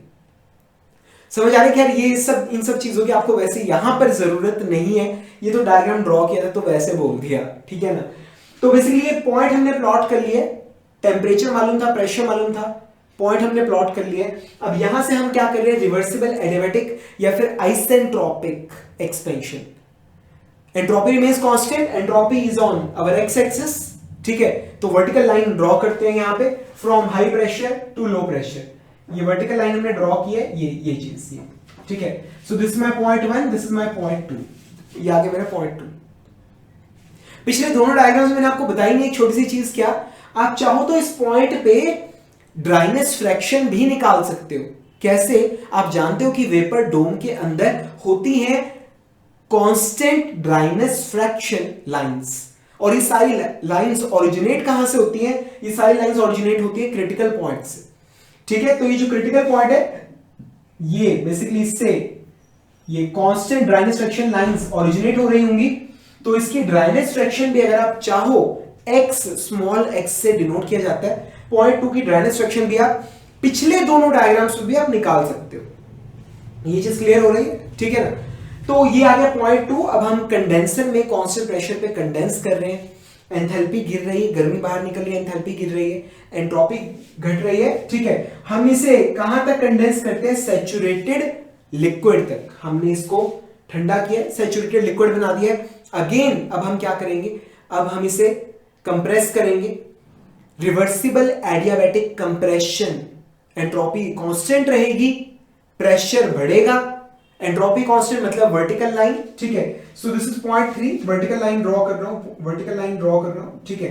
And this is the vertical line, ये वर्टिकल लाइन है, and this is our point 4, ये आ गया पॉइंट 4। समझ आ रहा है? फिर आप कांस्टेंट प्रेशर पे इसे फिर से गर्म करके पॉइंट 1 तक लेके जा रहे हो। मुझे बताने की जरूरत नहीं, ये है सैचुरेटेड लिक्विड, ये है सैचुरेटेड वेपर, ठीक है। तो 4 से लेकर 5 तक ये इकोनोमाइजर है, 5 से लेकर 6 तक ये इवेपोरेटर है, 6 से लेकर 1 तक ये क्या है, ये सुपर हीटर है। ठीक है, ये सारी चीजें मुझे आपको बताने की जरूरत है, या फिर ये भी बताने की जरूरत नहीं कि हो सकता है आपकी बुक के अंदर यहां पर 4 की जगह 4s लिखा हो, या फिर यहां पर 2 की जगह 2s लिखा हो। s का s स्टैंड्स फॉर एंट्रोपी। अब 1 से लेकर 2 तक, 1 से लेकर 2 तक जा रहा है, 2s तक जा रहे हैं, यानी कि this process is basically a constant entropy process. ठीक है, फिर 2 से लेकर 3 पे जाएगा, 3 से 4s तक जा रहा है, this is a constant entropy process. फिर 4 से 1 तक, लाइक दैट। ये चीज समझ आ रहे हैं यहां तक? ठीक है भाई, मतलब बहुत ज्यादा आसान है। तुम्हारे पूरे रेनकाइन की जिम्मेदारी मेरी है, तुम्हें एक्सपर्ट बना के दूंगा। रेनकाइन साइकिल के अंदर एक एक क्वेश्चन मैं खुद निकलवा के दूंगा। जब तुम न्यूमेरिकल सॉल्व कर रहे हो ना भाई, तुम्हारे दिमाग में आके तो मैं बता के जाऊंगा कि क्वेश्चन कैसे सॉल्व होगा। ठीक है, the only question is video सारे देख लेना। ठीक है, और अपना ध्यान से देखना, कोई भी वीडियो स्किप मत करना, स्पीड तेज मत करना। ठीक है, नोट्स बनाना प्रॉपर। ठीक है, ईयरफोन्स लगा के प्रॉपर एक पेट टाइम बनाओ यार, पेट टाइम बनाओ। ठीक है, कि मैं इस दौरान में लेक्चर्स देखूंगा, ये नहीं कि जब टाइम मिला तब देख रहे हैं। अगर मतलब टाइम तो ऐसे कभी निकलता ही नहीं है, टाइम निकालना पड़ता है। ठीक है, तो डिसिप्लिन बनाओ, बिना डिसिप्लिन के भाई कुछ नहीं है। ठीक है, अपना लेक्चर्स देखो, नोट्स बनाओ, डेरिवेशंस पे जोर दो। जिस चीज को बच्चा, दूसरे लोग कहते नहीं यार ये हो जाएगा, ठीक है, ऐसे नहीं, मतलब वो हो जाएगा ये कह रहे हैं इसलिए वो पिछले 4 साल से तैयारी कर रहे हैं, हमें इसी बार में रिजल्ट चाहिए। समझ आ रही है ये चीज? ठीक है, तो चीजों को समझने की कोशिश करो, एक बार नॉलेज आ जाएगी, चीजों की अंडरस्टैंडिंग आ जाएगी। कोई भी न्यूमेरिकल, ठीक है, कोई भी एग्जाम, कोई भी इंटरव्यू तुम बड़े आराम से क्रैक कर सकते हो। चीज क्लियर हो रही है? ठीक है, तो ये हमने सारे डायग्राम्स हमने देख लिया। अब टाइम आ गया इक्वेशंस को देखने का कि इक्वेशंस कैसे बनेंगी। ठीक है, बेसिकली हम मैथमेटिकल एनालिसिस, हम उस चीज की बात कर रहे हैं जो आपसे एग्जाम में पूछी जाएगी। ठीक है, मैं सोच रहा हूं कि ये डायग्राम मैं मिटो दूं या रखूं। ठीक है, चलिए मिटो देता हूं, आपकी कॉपी में तो ये है ही है। ठीक है ना, तो आइए इक्वेशंस हम देखते हैं। They are really very important because numericals आ रहे हैं यहां से। तो इक्वेशंस कैसे बन रही है आइए देखते हैं। रेनकाइन cycle it is the one of the most easiest topics of complete mechanical engineering। पूरी मैकेनिकल इंजीनियरिंग के सबसे आसान टॉपिक्स में से एक है। इसमें से क्वेश्चन आ गया अगर 2 नंबर का है तो 2 नंबर दे के जाएगा, ये मतलब कंफर्म। ठीक है, तो आइए इक्वेशंस हम बनाते हैं। उसके लिए सबसे पहले हम ड्रॉ करते हैं साइकिल। ठीक है, वी हैव गॉट बॉयलर। ठीक है, बॉयलर है हमारे पास, उससे जा रहा है स्टीम जा रही है टरबाइन में, टरबाइन से कंडेंसर में, कंडेंसर से पंप में, और पंप से दोबारा बॉयलर के अंदर। बॉयलर के अंदर आप हीट सप्लाई कर रहे हो Q1। ठीक है, टरबाइन से वर्क प्रोड्यूस हो रहा है WT, कंडेंसर में से हीट रिजेक्ट हो रही है Q2, और पंप के अंदर हम वर्क सप्लाई कर रहे हैं WP। ठीक है, तो बेसिकली ये हो रहा है। ठीक है, अब बेसिकली क्या चीज है, हम मैथमेटिकल एनालिसिस करने वाले, और ये आपकी एक्सपेक्टेशन से ज्यादा आसान और ज्यादा इंपॉर्टेंट है। ठीक है, तो बेसिकली सबसे पहली चीज तो मैं आपको बताना चाहूंगा कि जो भी कैलकुलेशन है, पहले भी बता चुका हूं, वो हम कर रहे हैं पर यूनिट मास। ठीक है, पर यूनिट मास ऑफ वाटर कि 1 किलोग्राम वाटर जब स्टीम के रूप में टरबाइन में से क्रॉस करता है तब चीजें कैसे होती हैं, या कंडेंसर में से निकल रहा है या पंप में से निकल रहा है, तो इक्वेशंस कैसे डेवलप हो रही हैं, ये सारी चीजें हम इस लेक्चर के अंदर देखने वाले हैं। And it is extremely simple. ठीक है, दूसरी चीज क्या है, स्टेडी फ्लो एनर्जी इक्वेशन, पूरा चैप्टर है ये। ठीक है, first law applied to flow processes thermodynamics के अंदर। तो भाई नहीं भी आता ना कोई दिक्कत नहीं, मैं बैठा हूं। ठीक है, मैं अभी की अभी यही करवा दूंगा। ठीक है, बेसिकली उस चैप्टर का जो कंक्लूजन है, ठीक है, मैं आपको बता देता हूं। जब मैं पोटेंशियल एनर्जी और काइनेटिक एनर्जी के चेंजेस को इग्नोर कर रहा हूं, एज्यूमिंग, क्या एज्यूम किया है कि पोटेंशियल एनर्जी और काइनेटिक एनर्जी के जो चेंजेस है हम उन्हें इग्नोर करके चल रहे हैं, ऐसे में पूरा का पूरा चैप्टर का कंक्लूजन क्या, सपोज कीजिए we have got an open system. ठीक है, ओपन सिस्टम मालूम है, ओपन सिस्टम क्या होता है? There are 2 types of system, एक होता है क्लोज सिस्टम, एक होता है ओपन सिस्टम। क्लोज सिस्टम जिसके अंदर से मास बाहर नहीं आ सकता, ओपन सिस्टम जिसकी बाउंड्री को मास क्रॉस करता है। ठीक है, जिसकी बाउंड्री को मास क्रॉस कर, मतलब मास अंदर भी जा रहा है बाहर भी जा रहा है। जैसे जैसे जैसे तुम्हारे घर की पानी की मोटर, उसके अंदर क्या है, इलेक्ट्रिसिटी अंदर जा रही है, गर्मी बाहर निकल रही है, मास मास पानी अंदर जा रहा है, बाहर निकल रहा है, it is an open system. समझ आ रही है ये चीज? ठीक है, तो बेसिकली क्या चीज है, ओपन सिस्टम की इक्वेशन हमने क्या डेवलप की थी थर्मोडायनेमिक्स के अंदर, it was H1 plus Q is equal to H2 plus W। ठीक है, H1 मतलब जो एंथैल्पी अंदर जा रही है, जो मास अंदर जा रहा है, कितनी क्वांटिटी जा रही है 1 किलोग्राम, उसकी जो एंथैल्पी है। ठीक है, और जो मास बाहर निकल रहा है उसकी एंथैल्पी कितनी है H2, जो मास बाहर निकल रहा है उसकी एंथैल्पी कितनी है H2। ठीक है, और जो हीट अंदर जा रही है, जो हीट अंदर जा रही है Q, और जो वर्क बाहर निकल रहा है that is W, that is W। ठीक है, तो H1 प्लस Q, H1 अंदर जो एंथैल्पी जा रही है प्लस अंदर जो हीट जा रही है इज इक्वल टू H2 बाहर जो एंथैल्पी निकल रही है मास की, जो मास निकलेगा उसके साथ एंथैल्पी भी निकलेगी ना, अपने साथ एनर्जी लेके निकलेगा, प्लस W जो वर्क प्रोड्यूस हो रहा है। गौर करने वाली बात यह है कि थर्मोडायनेमिक्स वाले क्या कहते हैं कि हीट सप्लाई कर रहे हो ना सिस्टम को, इट इज पॉजिटिव। ठीक है, अगर हीट बाहर निकल रही है तो वो लोग थर्मोडायनेमिक्स वाले नेगेटिव मान के चलते हैं इन इक्वेशंस के अंदर। ठीक है, और वर्क सिस्टम से बाहर निकल रहा है देन इट इज पॉजिटिव। अगर हमें वर्क देना पड़ रहा है सिस्टम को चलाने के लिए देन इट इज नेगेटिव। समझ आ रहा है? तो वर्क बाहर निकल रहा है, वर्क प्रोड्यूस हो रहा है, यानी कि वर्क डन इज पॉजिटिव, और अगर वर्क हम सप्लाई कर रहे हैं तो वर्क डन क्या होगा, नेगेटिव होगा।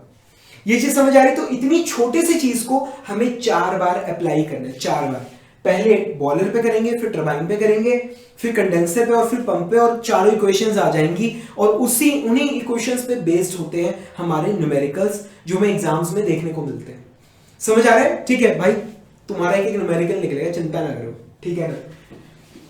तो आइए बेसिकली हम क्या है, बॉयलर की हम बात करते हैं। ठीक है, अब बॉयलर ओके, बॉयलर के अंदर, बॉयलर से बाहर जो स्टीम निकल रही थी, मुझे लग रहा है वो डायग्राम जो था वो मुझे रब नहीं करना चाहिए था। तो स्टीम के यहां पर देखिए, बॉयलर से जो स्टीम निकल रही है टरबाइन के अंदर जो जा रही है उसकी स्टेट है 1। टरबाइन से जो स्टीम निकल रही थी कंडेंसर में जो जा रही थी उसकी स्टेट थी 2। कंडेंसर से जो स्टीम निकल रही है जो पंप में जा रही थी उसकी स्टेट थी 3, और पंप से सॉरी, कंडेंसर से स्टीम नहीं निकलेगी, कंडेंसर से पानी, लिक्विड वाटर निकलेगा। ठीक है, तो कंडेंसर से जो वाटर निकल रहा है, लिक्विड वाटर, उसकी स्टेट 3 थी, और पंप से जो लिक्विड निकल रहा है, पंप से जो लिक्विड निकल रहा है बॉयलर के अंदर जा रहा है उसकी स्टेट थी 4। ठीक है, उसकी स्टेट थी 4। ठीक है, तो बस करना कुछ नहीं है, अब स्टेट मालूम है 1 2 3 4, उस पॉइंट पे एंथैल्पी कितनी है, एंथैल्पी, हाँ जी एंथैल्पी कितनी है, 1 पे कितनी है H1, स्टेट 2 पे कितनी है H2, स्टेट 3 पे कितनी है H3, स्टेट 4 पे कितनी है H4। एंथैल्पीज मालूम है हमें। ठीक है, मालूम है गर्मी कितनी जा रही है, बॉयलर में गर्मी जा रही है Q1, कंडेंसर में से निकल रही है Q2, टरबाइन में से वर्क प्रोड्यूस हो रहा है, निकल रहा है बाहर, प्रोड्यूस हो रहा है WT, और पंप के अंदर वर्क जा रहा है WP। ये चीज क्लियर हो रही है? ठीक है, तो बेसिकली इस इक्वेशन को हम अप्लाई करते हैं। ठीक है, ये basically 1 it stands for in, जो अंदर जा रहा है, and 2 it stands for out. ठीक है, जो बाहर निकल रहा है।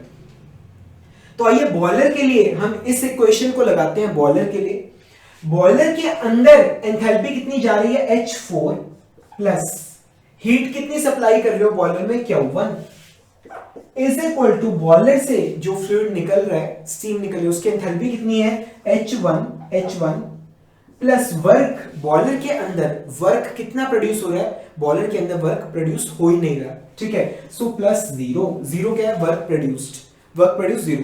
ये बॉयलर के लिए, बॉयलर के लिए। ठीक है, तो बॉयलर की इक्वेशन क्या हो गई, बॉयलर की इक्वेशन क्या हो गई, it is Q1 is equal to H1 minus H4। ये this is the equation of boiler.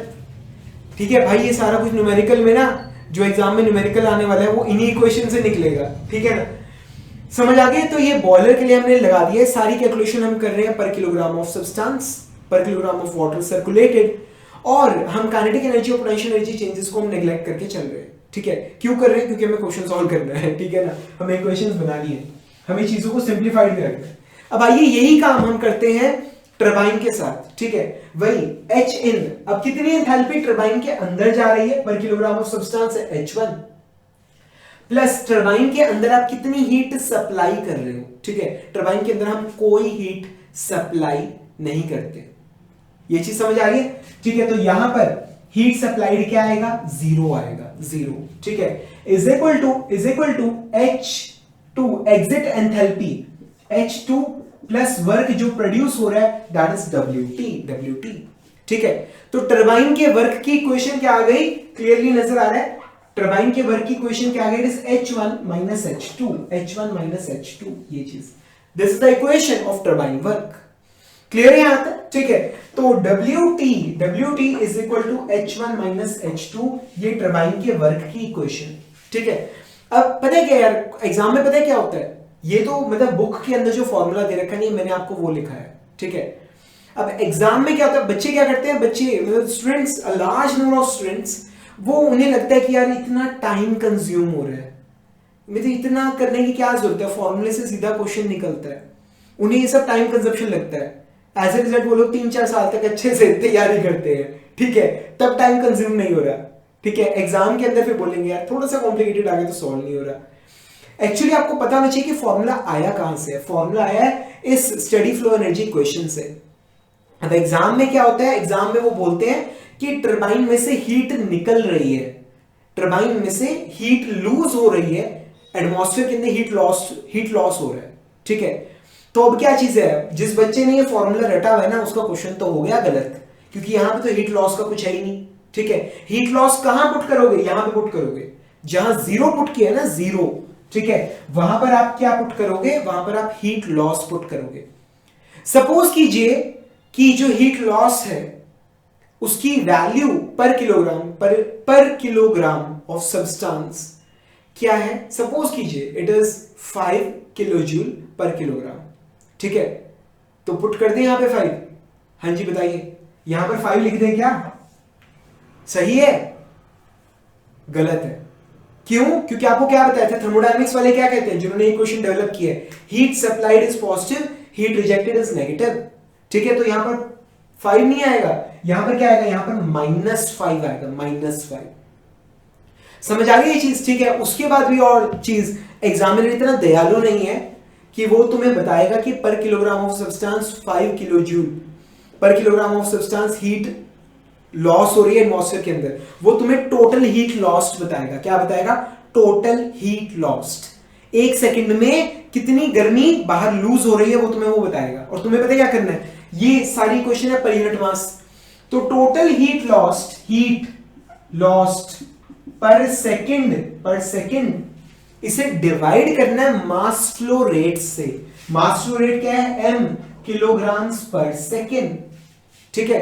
Total heat loss को डिवाइड करना है मास फ्लो रेट से, जब डिवाइड करोगे तो ये पर सेकंड से पर सेकंड कटेगा और क्या आएगा, Q/m हीट लॉस्ट किलोजूल पर किलोग्राम, यहां पर किलोजूल है, किलोजूल पर किलोग्राम, समझ आ रहा है मेरे भाई। एक बात हमेशा ध्यान रखना, जो ये इक्वेशंस है ना, इसके अंदर यूनिट्स हमेशा कंसिस्टेंट होनी चाहिए, ये बात हमेशा ध्यान रखना। मतलब तुम्हारे बहुत सारे ऐसे मतलब महान दोस्त होंगे जो ये इन इक्वेशंस के अंदर एंथैल्पी तो किलोजूल में पुट करते हैं, किलोजूल, ठीक है। और जब मतलब काइनेटिक एनर्जी की इक्वेशन, काइनेटिक एनर्जी वाली टर्म लिखी होती है ना, हाफ mv², अब m की वैल्यू तो 1 आ जाती है ना, तो हाफ v², जब यहां लिखा होता है, ठीक है, तो मतलब तुम्हें मालूम है ना क्या गलती करते हैं, हाफ mv² या फिर हाफ v², उससे जो काइनेटिक एनर्जी निकल के आएगी ना, वो किस में, जूल्स में निकल के आएगी, जूल्स। और ज्यादातर क्वेश्चन के अंदर ये जो है और ये जो है ये किलो जूल में दे रखा होता है, हाफ mv² या फिर हाफ v², उससे एनर्जी किस में निकल के आएगी, जूल या फिर जूल पर किलोग्राम, समझ आ रही है चीज। और ये है किलो जूल में, बच्चे जोड़ देते हैं, क्वेश्चन गलत हो जाता है, ठीक है, पर तुम्हारा नहीं होगा, जस्ट डोंट वरी, ठीक है। तो यूनिट्स हमेशा कंसिस्टेंट होनी चाहिए जब भी तुम ऐड या सब्ट्रैक्ट कर रहे हो। क्लियर है, यहां तक समझ आ गए। तो ये भाई ये क्वेश्चंस डायरेक्टली नहीं अप्लाई करनी, ये काम बाकी बच्चों के लिए। तुम्हें हमेशा ये इक्वेशन लिख के उसके बाद देखना है कि क्या क्या हमें दे रखा है, उस हिसाब से फॉर्मूला खुद डेवलप करना है। क्लियर है यहाँ तक? ठीक है, तो ये काम हमने टरबाइन के लिए भी कर लिया है। अब आइए यही काम हम कंडेंसर के लिए करते हैं। कंडेंसर के लिए हम कर रहे हैं वही फॉर्मूला, मैंने मिटो दिया है गलती से। ठीक है, तो कंडेंसर में क्या है, गर्मी बाहर निकल रही है, इनलेट एंथैल्पी है H2, एग्जिट एंथैल्पी है H3। ठीक है, इनलेट एंथैल्पी है H2 प्लस प्लस प्लस, हाँ जी प्लस Q2 लिख दें, Q2। गर्मी बाहर निकल रही है, heat supplied is positive, heat rejected is negative, तो यहां पर क्या आएगा, यहां पर आएगा माइनस Q2। सर ये पहले प्लस लिख के ब्रैकेट में माइनस क्यों लिखे, डायरेक्टली लिख लो। ठीक है भाई, क्लियरली तुम्हें बताना चाहता हूं कि यहां पर हीट रिजेक्ट हो रही है इसलिए माइनस आ रहा है, ब्रैकेट खुलेगा तो अपने आप माइनस हो जाएगा। Is equal to H3 plus work done. हाँ जी, कंडेंसर में तो कोई वर्क प्रोड्यूस हो ही नहीं सकता, मतलब ऐसा भी नहीं हो सकता कि कोई, मतलब जैसे टरबाइन के अंदर हीट लॉस हो रहा था, कंडेंसर में गलती से वर्क प्रोड्यूस हो रहा हो, ऐसा कभी हो नहीं सकता। ठीक है, तो ये टर्म हो गई गायब। क्लियर है यहां तक? ठीक है, तो H2 ये Q2 हीट रिजेक्टेड, इसकी वैल्यू क्या आ गई, H2 माइनस H3। ये चीज, ये इसकी वैल्यू क्या आ गई, H2 माइनस H3, ये चीज क्लियर है। और इसी तरह से हम पंप के लिए भी इक्वेशन लिख लेंगे। पंप की इक्वेशन क्या बनेगी, इनलेट एंथैल्पी है H3 plus heat supplied Q। अब पंप के अंदर आप हीट सप्लाई नहीं कर रहे तो Q की वैल्यू 0 आएगी। पर अगर क्वेश्चन के अंदर दे रखा है कि पंप में से गर्मी निकल रही है तो आपको उसे कंसीडर करना पड़ेगा। ठीक है, पर जनरली टरबाइन में से गर्मी निकल रही हो, इसके क्वेश्चंस तो आए हैं एग्जाम में, पर पंप में से गर्मी निकल रही हो ऐसे क्वेश्चंस मतलब जनरली अब तक तो आए नहीं। ठीक है, कोई दिक्कत नहीं, तुम्हें पता है। ठीक है, तो H3 प्लस हीट सप्लाइड जो कि है नहीं, is equal to exit enthalpy, pump से बाहर एंथैल्पी कितनी निकल रही है, H4 plus plus work done by the system, work produced. पर मेरे भाई ये तुम्हारी पानी की मोटर है, ये पंप है, ये बिजली पैदा नहीं करती, ये बिजली कंज्यूम करती है। वर्क कंज्यूम हो रहा है, यहां पे कितना हो रहा है, minus minus WP। WP basically क्या है, it is the magnitude of work consumed, so it is minus WP। ये चीज ठीक है, माइनस पता लग गया ना क्यों आया, क्योंकि पंप वर्क कंज्यूम कर रहा है। समझ आ रहे हैं यहां तक? ठीक है, तो बेसिकली अब WP को इधर ले आते हैं, WP is equal to H4 minus H3। मेरे भाई इसके क्वेश्चंस ना तुम्हारी एक्सपेक्टेशन से ज्यादा आते हैं। ठीक है, पंप के ऊपर तो अगला पूरा एक सेशन लूंगा, पंप वर्क के ऊपर, इट्स दैट इंपॉर्टेंट, ये इतना ज्यादा इंपॉर्टेंट है। ठीक है, मैं सोच रहा हूं कि अगले सेशन तक क्यों वेट करना, पंप वर्क मैं तुम्हें अभी के अभी पढ़ा देता हूं। ठीक है ना, इट्स रियली वेरी इंपॉर्टेंट। जो ये मैं पढ़ा रहा हूं ना, मतलब जिसने ये सेशन देखा है, इससे मे बी अगले सेशन के अंदर, ये सेशन तो काफी लंबा हो जाएगा। ठीक है, ओ माय गॉड, इट्स 1 और प्लस 1 और से ऊपर जा चुका है ये। ठीक है मेरे भाई, टाइम लगता है यार। ठीक है, एक बात याद रखना, Rome was not built in a day. ठीक है, मतलब एक बढ़िया चीज बनाने में टाइम लगता है, और एक ऑर्डिनरी कार कुछ घंटों में तैयार हो जाती है। रोल्स रॉयस, फरारी, ये सारी जो मतलब एग्जॉटिक कार्स हैं, ठीक है, ये सारी की सारी कार्स इनको तैयार होने में 6 महीने लगते हैं, मतलब ऑर्डर में बन के आती है, इट टेक्स टाइम। तुम अपना फ्यूचर क्राफ्ट कर रहे हो यार। ठीक है, इसमें कहीं पे भी किसी भी तरह से कॉम्प्रोमाइज मत करना। ठीक है, एक बात तुम्हें बता रहा हूं मैं कि तुम अपना फ्यूचर क्राफ्ट नहीं कर रहे, सिर्फ अपना फ्यूचर तुम क्राफ्ट नहीं कर रहे। ठीक है, तुम अपनों का फ्यूचर क्राफ्ट कर रहे हो। ठीक है ना, इस बात को हमेशा ध्यान रखना। मतलब तुम कॉम्प्रोमाइज नहीं करोगे अपनी लाइफ के अंदर, अगर तुम थोड़ा पर्सपेक्टिव अगर चेंज करोगे। तुम एक होता है अपना फ्यूचर बनाना, मैं सच्चाई बताऊं, मतलब मैं जिस टाइप का हूं, ठीक है, मतलब बहुत ज्यादा फर्क नहीं पड़ता। ठीक है, मतलब मैं बाइक पे घूम रहा हूँ या कार में घूम रहा हूँ या हवाई जहाज में घूम रहा हूँ। ठीक है, आज तक एक ही बार ट्रैवल किया। ठीक है ना, वो भी जब मैं अपने वो IES से वापसी आ रहा था तब। तो भाई अपने लिए शायद हम कॉम्प्रोमाइज कर ले। ठीक है, पर एक बात हमेशा ध्यान रखना कि इस वक्त जो भी तुम्हारा स्टेटस है, जो तुम्हारी ड्रेसिंग है, जो तुमने फोन रखा हुआ है, तुम्हारा जो भी लाइफस्टाइल है, मेजॉरिटी बच्चों के लिए कह रहा हूँ, हर बच्चे के लिए नहीं कह रहा सर आपने ऐसे कैसे कह दिया। ठीक है, मेजॉरिटी स्टूडेंट्स के लिए वो टोटली डिपेंड करता है कि तुम्हारे पेरेंट्स का मतलब फाइनेंशियल स्टेटस क्या है। सही कह रहा है नहीं? देखो जो सच है वो सच है। ठीक है, इस वक्त जो हमारा स्टेटस है वो डिपेंड कर रहा है टोटली हमारे पेरेंट्स के स्टेटस पे, ठीक है। और आज से 10-15 साल बाद हमारे पेरेंट्स का स्टेटस, हमारे लाइफ पार्टनर का स्टेटस, हमारी नेक्स्ट जनरेशन का स्टेटस, कि वो लोग किस तरह के कपड़े पहनते हैं, किस तरह के घर में रहते हैं, किस तरह के स्कूल में पढ़ते हैं, ठीक है, किस तरह का फोन रखा हुआ है, कैसे ट्रेवल करते हैं, ये सारा कुछ तुम आज डिसाइड कर रहे हो। जब भी तुम एक न्यूमेरिकल सॉल्व करते हो ना, कुछ भी तुम पढ़ रहे हो, नोट्स बना रहे हो, कुछ भी कर रहे हो, जो भी तुम कर रहे हो, तुम बेसिकली, तुम्हें लग रहा होगा कि तुम किसी एग्जाम की तैयारी कर रहे हो, तुम अपने फैमिली का, अपने परिवार का फ्यूचर लिख रहे हो। तुम्हें ये बात मतलब आज से 10-15 साल बाद जाके रियलाइज होगी कि यार उस टाइम में मतलब मैं अपनी पूरी फ्यूचर, मतलब अपनों का फ्यूचर लिख रहा था। मतलब लाइफ पार्टनर तुम्हारा कौन होगा तुम्हें मे भी शायद आज नहीं मालूम, तुम उसका फ्यूचर अभी लिख रहे हो, ठीक है। और यही सच है सही में। तुमने कभी देखा होगा कि पेरेंट्स बहुत ज्यादा पुश करते हैं अपने बच्चों को पढ़ने के लिए, ठीक है, बहुत ज्यादा पुश करते हैं, पढ़ लो पढ़ लो पढ़ लो, कुछ बन जाएगा तुम्हारा, ठीक है। इतना ज्यादा क्यों पुश करते हैं यार? वो खुद क्यों नहीं कर लेते, ठीक है, क्योंकि अब उनकी उम्र जा चुकी है पढ़ने की, अब वो मतलब पढ़ नहीं सकते, ठीक है ना। पर उन्हें पता है कि अगर उन लोगों ने, मेजॉरिटी केसेस के अंदर ऐसा होता है, हर केस की बात नहीं कर रहा, मेजॉरिटी केसेस में हमारे पेरेंट्स को मालूम होता है कि यार अगर उन्होंने अपने स्कूल टाइम में, कॉलेज टाइम में अगर चीजें सही ढंग से हैंडल की होती तो आज सिचुएशन बहुत बेटर वर्जन होता, इररिस्पेक्टिव ऑफ द फैक्ट वो आज जहां भी है, ठीक है। बिकॉज वी आर, हम ह्यूमंस हैं, मेजॉरिटी केसेस में वी ऑलवेज रिमेन डिससैटिस्फाइड, ठीक है। मतलब हम सोचते हैं कि यार अगर उस टाइम पे ये कर लेते तो आज हम वहां होते, ठीक है। तो पेरेंट्स को ये चीज मालूम है, पर वो कभी तुम्हारे आगे ना अपना रोना नहीं रोएंगे, ठीक है, बिकॉज उनके अंदर ईगो होती है, हर इंसान में ईगो होती है, ठीक है। हम दूसरों के आगे रोना नहीं चाहते, ठीक है। कुछ लोग होते हैं सिंपैथी बटोरना चाहते हैं, उनका केस अलग है, पर मतलब मेजॉरिटी पीपल, मतलब we don't like to cry in front of, specially in front of our kids, ठीक है, कि हाँ उनके आगे रो रहे हैं कि यार मैं एक फेलियर हूं, ठीक है।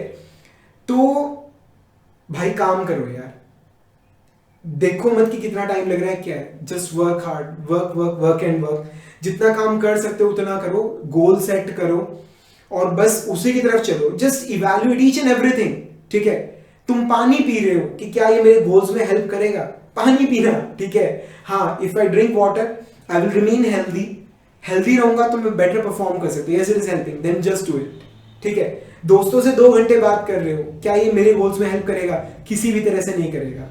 कोई भी वर्थवाइल टॉक 2 घंटे लंबी नहीं हो सकती, ठीक है, देन जस्ट लीव इट, ठीक है ना। भाई बाहर बहुत ज्यादा शोर चल रहा है, आई एम एक्सट्रीमली सॉरी, शाम का टाइम है तो मतलब क्लासरूम के बाहर सड़क है, उसमें बहुत ज्यादा ट्रैफिक है, ठीक है, तो थोड़ा एडजस्ट कर लो इसके साथ, ठीक है। पर जो क्वालिटी है, it is simply one of the best that you can get when it comes to Rankine cycle और when it comes to the complete mechanical engineering, ठीक है ना। क्वालिटी में भाई कहीं का कॉम्प्रोमाइज नहीं होगा। मुझे पता है कि इन लेक्चर्स को डेवलप करने के लिए मैं कितना वर्क करता हूँ, ठीक है।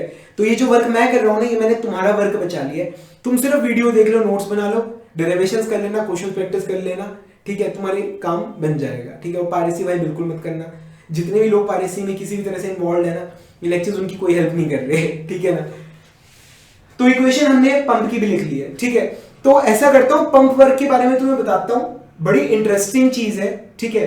वैसे तो सही बताऊं, अगले लेक्चर के अंदर बताऊंगा, काफी ज्यादा लंबा हो गया, बस लगे हाथ तुम्हें एफिशिएंसी के फॉर्मूले मैं बता देता हूं, ठीक है। ये हमने भूल गया मैं क्या था, WT = H1 - H2। अब एफिशिएंसी की हम बात करते हैं, एफिशिएंसी का फॉर्मूला मैंने पहले तुम्हें बता रखा है, ठीक है। एफिशिएंसी ऑफ रैनकाइंड साइकिल, ठीक है, ये बेसिकली क्या है, it is net work done divided by heat supplied. Rankine cycle क्या है, हर साइकिल की एफिशिएंसी का फॉर्मूला यही होता है, net work produced divided by जो तुम सप्लाई कर रहे हो, जो भी तुम्हारा आउटकम है उसके लिए, ठीक है। तो ये बेसिकली क्या होगा, it is basically Q1 - Q2 divided by Q1, ठीक है। या फिर ये क्या होगा, WT - WP divided by Q1, ठीक है। ये सारा मैंने तुम्हें करा रखा है पिछले लेक्चर में। Just put down the values, ये सारी वैल्यूज तुम्हारे पास है, वैल्यू पुट करते हैं। सिर्फ इस फॉर्मूले के अंदर मैं पुट करके दिखा रहा हूं।